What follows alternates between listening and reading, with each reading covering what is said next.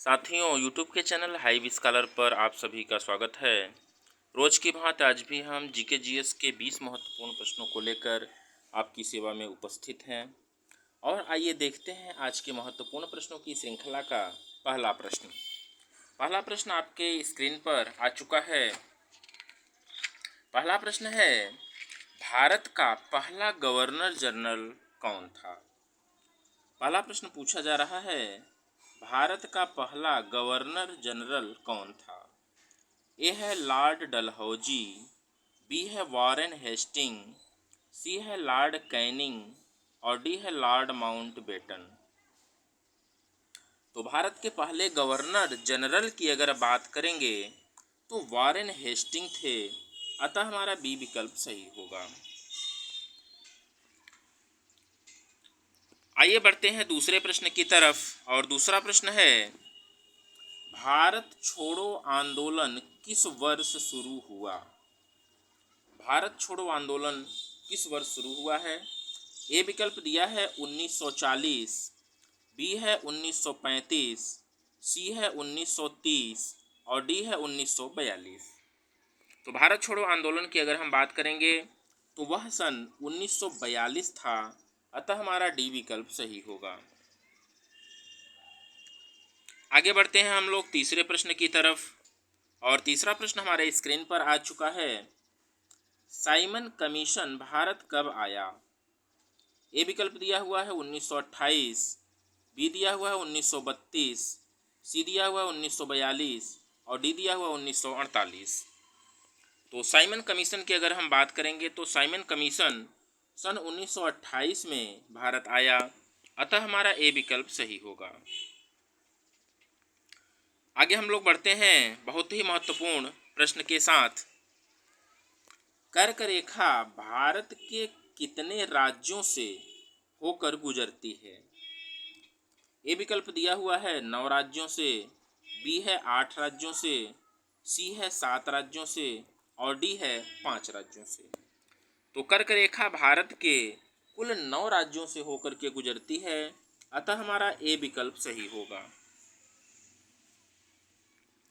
आगे हम लोग बढ़ते हैं पांचवें प्रश्न की तरफ। और पांचवा प्रश्न है, विश्व का सबसे बड़ा रेगिस्तान है? ए है गोबी, बी है कालाहारी, सी है थार और डी है सहारा। तो विश्व का सबसे बड़ा रेगिस्तान की अगर हम बात करेंगे तो वह सहारा है, अतः हमारा डी विकल्प सही होगा। आगे हम लोग बढ़ते हैं छठे प्रश्न की तरफ। छठा प्रश्न है, संविधान में मौलिक अधिकार किस अनुच्छेद में वर्णित है?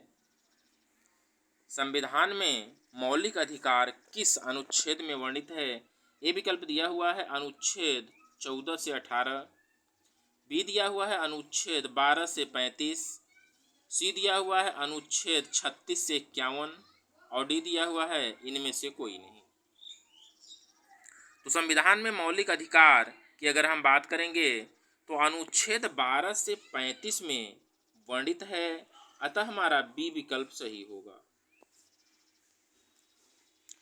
आगे हम लोग बढ़ते हैं सातवें प्रश्न की तरफ। सातवां प्रश्न है, भारत में पहली बार आम चुनाव कब हुआ? भारत में पहली बार आम चुनाव कब हुआ? ए विकल्प दिया हुआ है 1947, बी दिया हुआ है 1950, सी दिया हुआ है 1955 और डी दिया हुआ 1951 से 52। तो भारत में पहली बार आम चुनाव की अगर हम लोग बात करेंगे तो वह सन है 1951 से 52। 1951 से 52 के बीच में भारत में पहली बार आम चुनाव हुआ था, अतः हमारा डी विकल्प सही होगा। आगे हम लोग बढ़ते हैं आठवें प्रश्न की तरफ। पंचायती राज की शुरुआत कब हुई?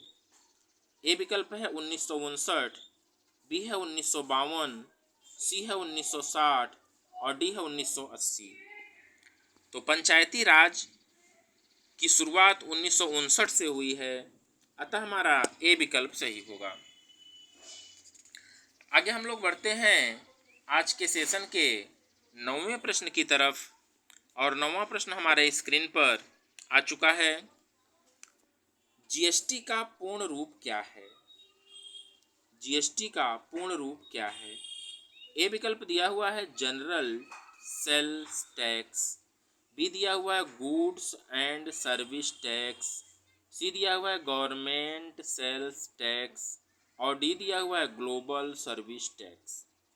तो 9वें प्रश्न के सही उत्तर की अगर हम बात करेंगे तो जीएसटी का पूरा नाम गुड्स सर्विस टैक्स होता है, गुड्स एंड सर्विस टैक्स होता है, अतः हमारा बी विकल्प सही होगा।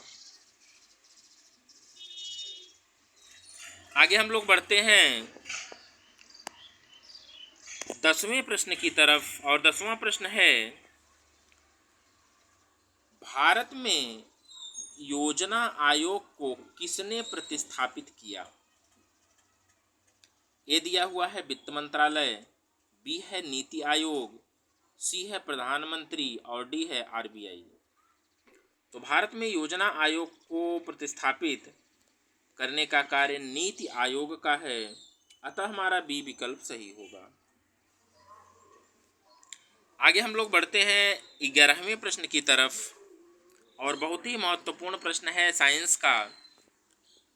जल का क्वथनांक होता है, ए विकल्प दिया हुआ है 90 डिग्री सी, बी दिया हुआ है 100 डिग्री सी दिया हुआ है 110 डिग्री सी और डी दिया हुआ है 120 डिग्री सी। तो जल के क्वथनांक की अगर हम लोग बात कहेंगे तो जल का क्वथनांक 100 डिग्री सी होता है, अतः हमारा बी विकल्प सही होगा। आगे बढ़ते हैं 12वें प्रश्न की तरफ। विद्युत धारा की इकाई है, ए है वोल्ट, बी है एम्पियर, सी है वाट और डी है ओम। तो विद्युत धारा के इकाई की अगर हम लोग बात करेंगे तो वह एम्पियर होता है, अतः हमारा बी विकल्प सही होगा।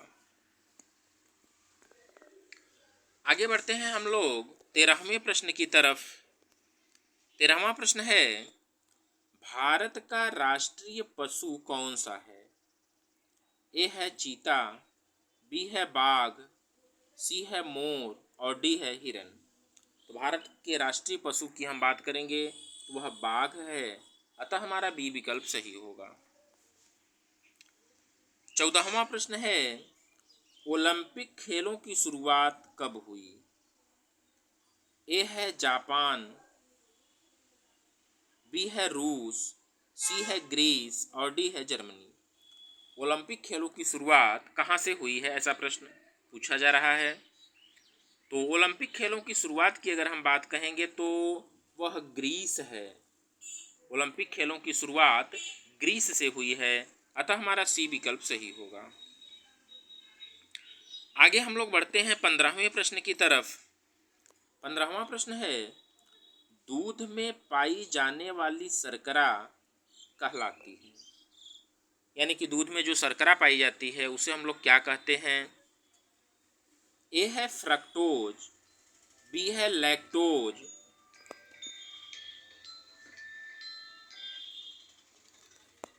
सी है ग्लूकोज और डी है सुक्रोज।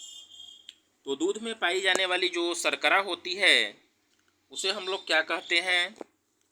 उसे हम लोग लैक्टोज कहते हैं, उसे हम लोग लैक्टोज कहते हैं।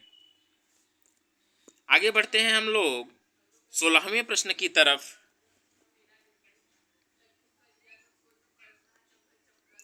16वां प्रश्न है सोडा वाटर में कौन सी गैस होती है?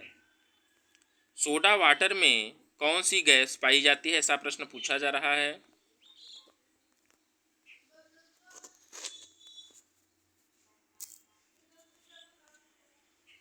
सोडा वाटर में कौन सी गैस पाई जाती है?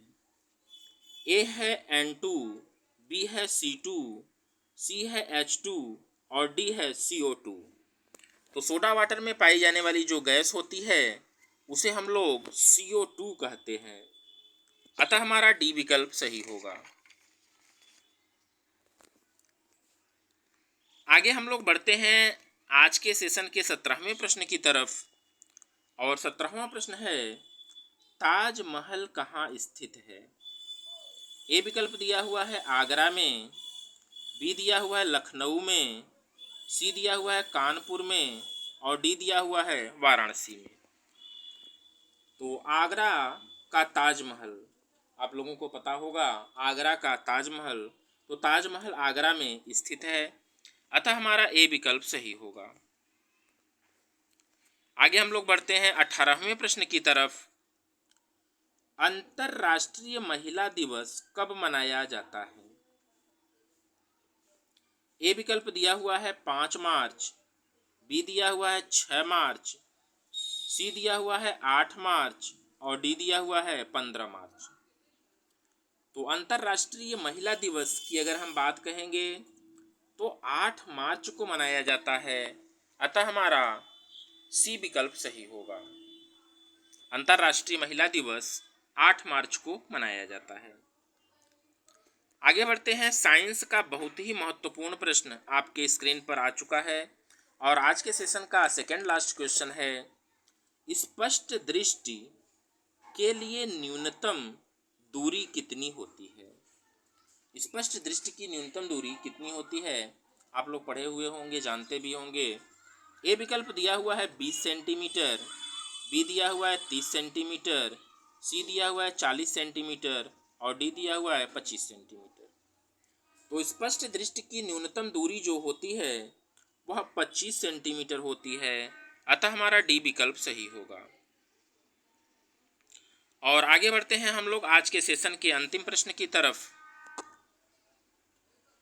भारत की सबसे पुरानी सभ्यता कौन सी है?